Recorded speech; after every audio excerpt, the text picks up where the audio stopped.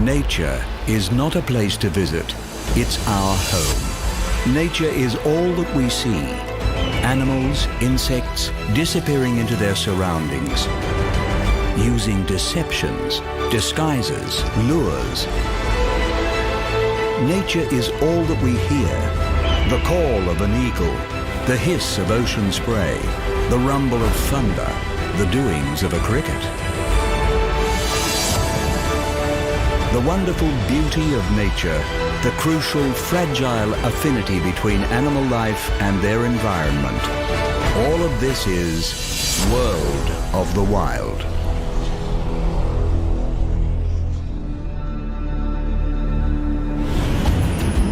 The northernmost part of the globe, the Arctic, is a windswept polar desert.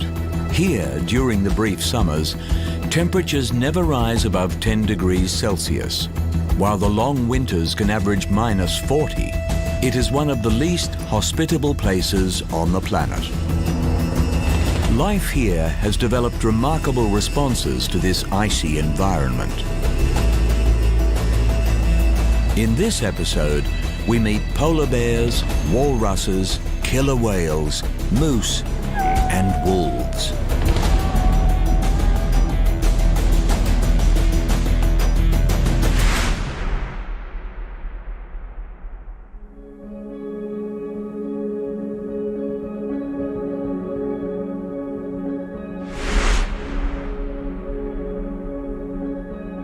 Characterized by its ancient glacial formations, the Arctic landscape is ever-changing, dominated by the extensive ice sheets that grow and subside seasonally over the frigid waters of the Arctic Ocean. This is the domain of the Arctic's most famous resident, the polar bear. With males weighing upwards of 600 kilograms, the polar bear is the largest terrestrial carnivore on Earth. However, because the vast majority of their time is spent on the sea ice of their Arctic environment, and because they rely on this sea ice to hunt, polar bears are actually classed as marine mammals.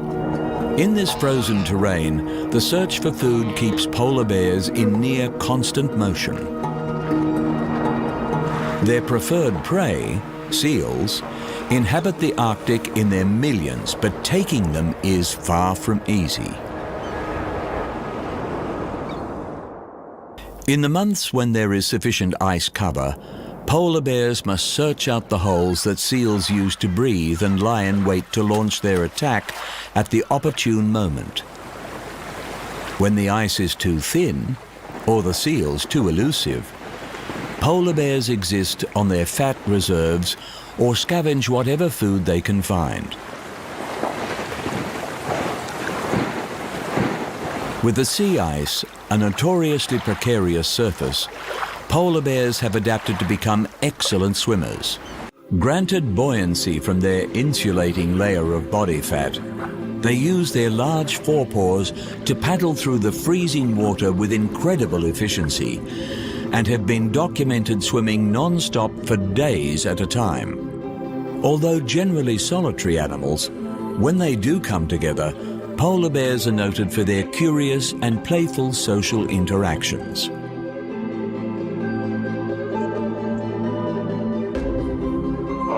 Young males especially can form friendship bonds and engage in play fights in order to prepare for mating competition later in life.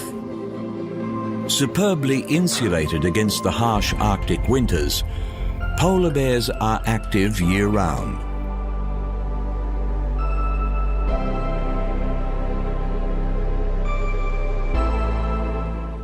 While they do not hibernate, pregnant females dig maternity dens in the snow in order to protect newborn cubs from the elements. Generally giving birth to 2 young, the cubs will stay close by their mother's side for the first 2.5 years of their lives. From her, the cubs will learn the necessary skills to hunt, forage, and survive in this most testing of environments. From an early age, the cubs must be able to travel. With the melting and freezing of the sea ice and the seasonal migrations of their prey, polar bears must remain mobile if they are to feed and live in the ever-shifting world of the Arctic. For these bears, it is a nomadic life, and the cubs keep pace with their mother as she guides them through the vast expanses of their frozen home. Enlarged paws with enhanced traction help her on the journey, distributing load over thin and slippery ice. And it is increasingly thin ice that polar bears find themselves on, with global warming having a more marked effect on the Arctic than just about anywhere else in the world.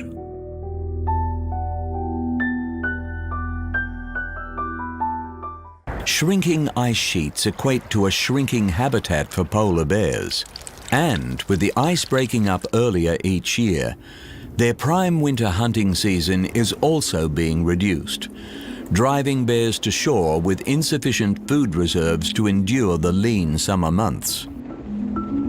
Adapting superbly over tens of thousands of years to survive in the Arctic's narrow temperature band, the question of how the polar bear will respond to today's rapidly changing climate is yet to be answered.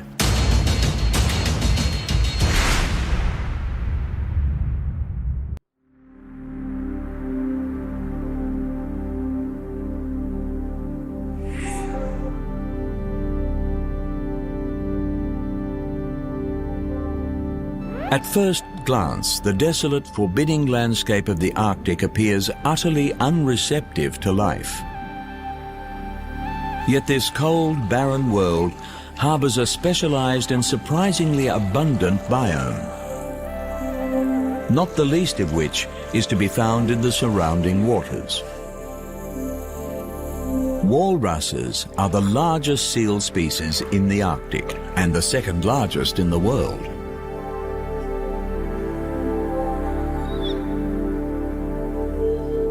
Social creatures, it is rare to see a walrus alone, but recent observations are indicating that onshore gatherings are increasing in size, with rising temperatures leading to reduction in the Arctic's ice shelves. The rocky beaches of the coastline are now hosting herds in their tens of thousands. Of the world's 5 oceans, the Arctic is the shallowest, and this is to the walrus's advantage. Feeding primarily on the shellfish found near the dark ocean floor, the easygoing walrus is able to nourish itself more effectively by taking longer dives to the lesser depths. Here, their characteristic whiskers come into play. These highly sensitive organs can detect mollusks and clams just a few millimeters in size, which the walrus then sucks the meat from with its powerful lips. After a successful feeding foray, walruses will haul themselves up out of the water, turning their rear flippers forward in order to walk on all fours. Once on terra firma, they will rest for several days, sometimes enjoying siestas of over a week before they venture again into the frigid waters.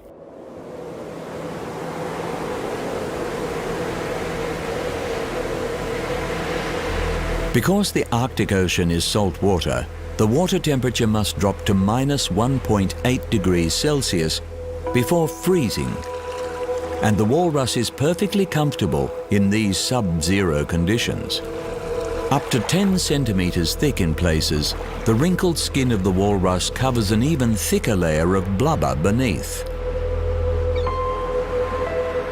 Not only does their blubber insulate them, it can also be converted to energy in order to see walruses through the Arctic's lean times when feed is less plentiful. Curiously, the purpose of walruses' most recognizable appendage, their tusks, is somewhat unclear. These elongated canines can reach a meter in length and were once thought to be used in feeding, though more recent research has shown this is not the case. Instead, it appears the tusks are more of a multi-purpose instrument used in self-defense, for hauling their weighty bodies out of the water, and for maintaining breathing holes in the ice. Importantly, as males with the largest tusks have the most success in breeding, it seems the tusks are a status symbol in walrus society, one that's irresistible to females. Weighing over a ton, due to their enormous size, adult walruses are rarely predated upon in the wild. During the 18th and 19th centuries, the demand for walrus products, including tusks and oil, saw the species severely overhunted by European sealers. With several resident populations driven to extinction, in the 20th century a ban on commercial walrus harvesting was put in place.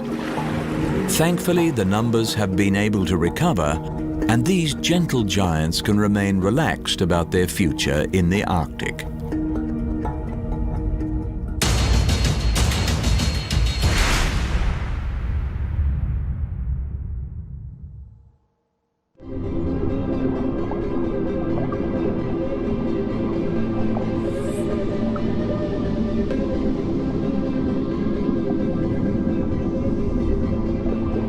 In the waters of the Arctic, one creature presides over all others: the killer whale, properly known as the orca.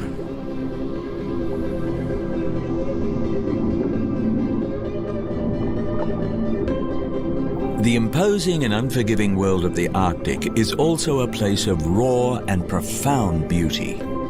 With the haunting light display of the aurora borealis flowing across the skies overhead, some of the Arctic's most majestic assets can only be found below the surface.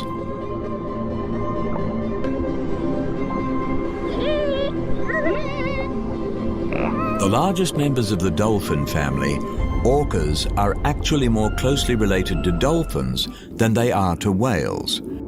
And while they can be found in all the world's oceans, they remain a secretive species, and their migratory patterns are poorly understood by science. In the waters of the Arctic, orcas are considered frequent visitors rather than residents. Traversing the seas in complex, highly stable family groups, or pods, the social structures of orcas are comparable to highly intelligent terrestrial animals, including humans. As long-lived creatures, as many as 4 generations of a family can travel together, sharing the care of the young and working in synchrony to form ruthless and efficient hunting parties. In the Arctic, the abundant resident seal colonies make up the preferred diet of killer whales, with seals seeking refuge from these marauding predators on the shoreline. Orcas have developed a remarkable hunting strategy.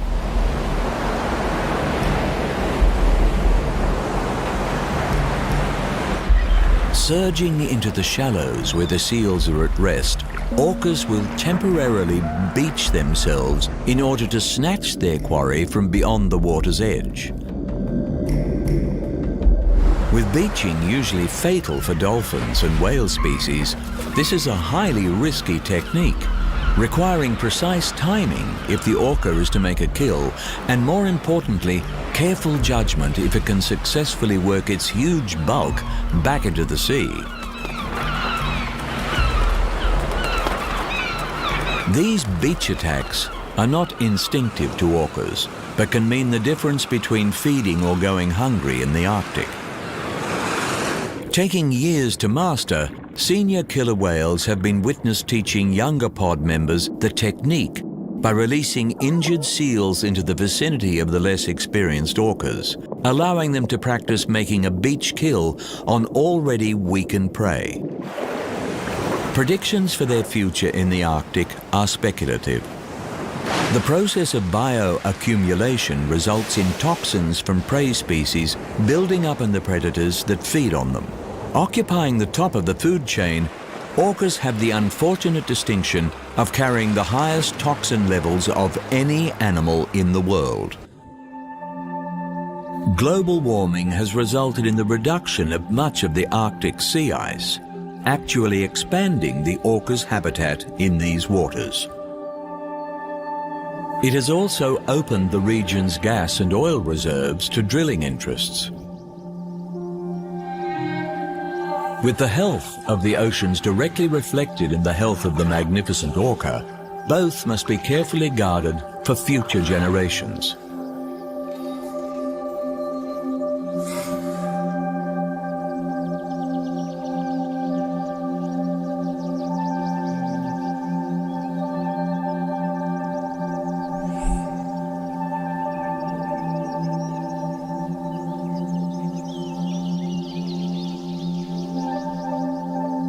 Also known as Arctic elk, the largest member of the deer family, the moose, is a true Arctic survivor. Coated in a layer of permafrost, the Arctic tundra is a treeless plain where only the most hardy shrubs and grasses can grow. Few large animals are capable of existing here. But dividing their time between the most luscious subarctic forest surrounds, moose are frequent inhabitants of these exposed plains.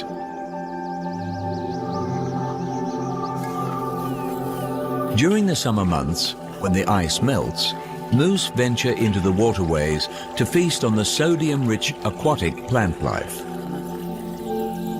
The only deer species capable of feeding underwater, the moose is equipped with muscles that close the nostrils and prevent water from entering its airways, allowing these unlikely animals to submerge themselves completely as they graze the underwater vegetation.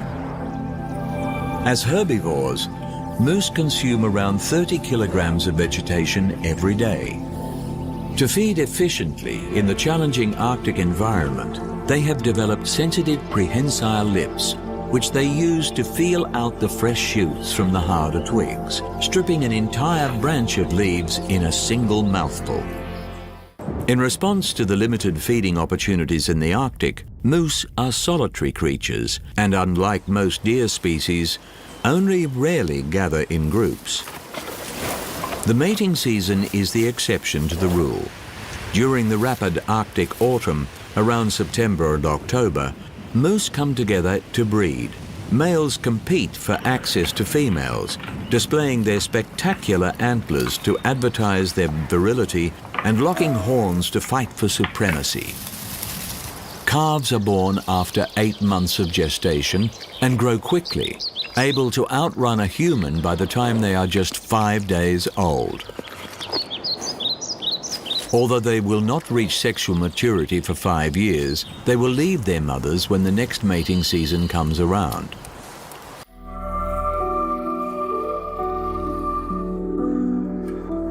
The hollow hair of the moose pelt provides excellent protection against the elements of the cruel Arctic winters. Mature bulls will shed their horns for added energy conservation, often consuming the velvet fur that covers them for the nutrition it provides. Regrowing in spring, antlers take around 4 months to fully develop, making them one of the fastest growing animal organs. Throughout the winter, the moose's wide hooves are used as snowshoes, assisting these heavy animals across the soft snow. They can also be employed in digging, scraping snow cover away in order to feed on the mosses and lichens beneath. But despite their resourcefulness, not all will endure the 9-month-long Arctic winter. For all their size, moose are surprisingly nimble creatures and are more than capable of defending themselves against their predators in the Arctic. Despite a history of intense hunting that drove one subspecies to extinction, the moose remains a hardy and widespread species whose global population is increasing.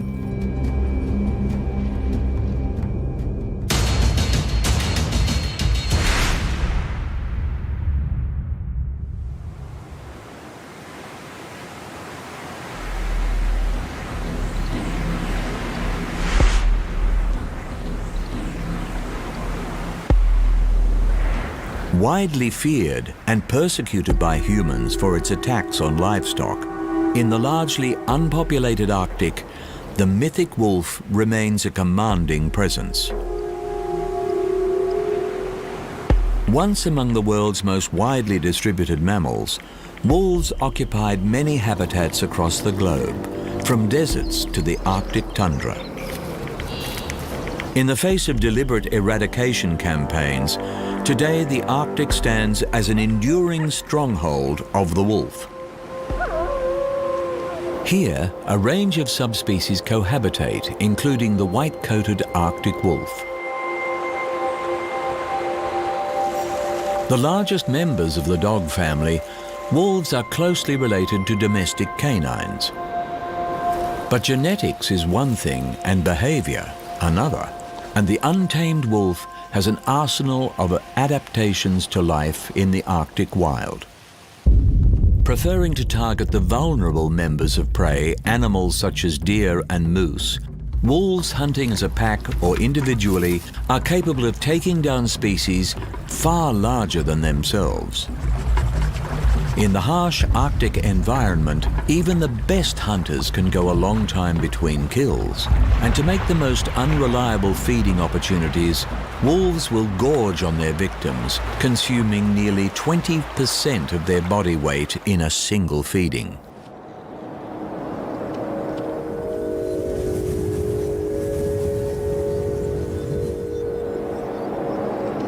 Social animals, wolves generally form packs around a nuclear family model with a mated pair at the head, accompanied by their offspring.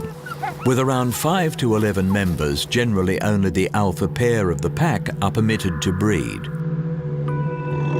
With the breeding pair usually working the hardest during pack hunts, when a kill is made, they will eat first, feeding on the nutritionally rich organs so that they can continue producing healthy pups.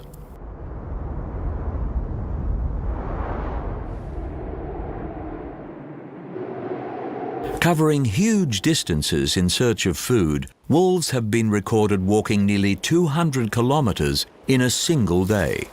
Equipped to contend with the challenging conditions of the Arctic, even when traveling over ice and snow, wolves are able to maintain the temperatures of their footpads just above the tissue freezing point. With longer legs than other canines and enlarged front paws, wolves can move efficiently even when faced with deep snow.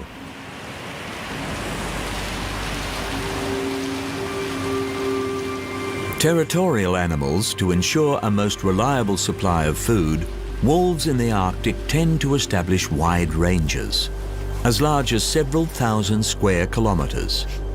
Scent marking their turf every few hundred meters, the wolf's iconic howl is also used in maintaining territory.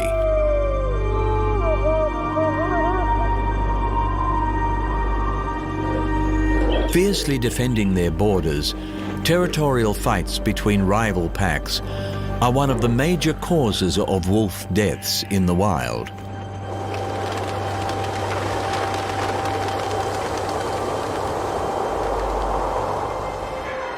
Extinct from much of their historical range due to targeted hunting around the world, the decline of wolf numbers has been turned around since the late 20th century through legal protections and reintroduction programs. Throughout this, the largely uninterrupted wilderness of the Arctic has maintained a stable population and, with careful conservation, is expected to continue to do so.